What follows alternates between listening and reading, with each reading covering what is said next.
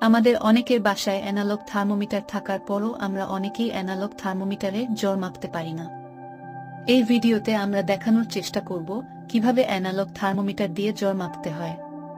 জ্বর মাপার ক্ষেত্রে 2 মিনিট বগলে বা জিহ্বার নিচে রাখার পর আমরা থার্মোমিটারটা ভিডিওতে যেভাবে ধরা হয়েছে ঠিক সেভাবে ধরব।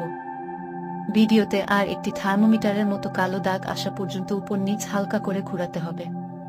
কালো দাগটা থার্মোমিটারে উল্লেখিত যত সংখ্যার উপরে পৌঁছাবে তখন তার জ্বর তত।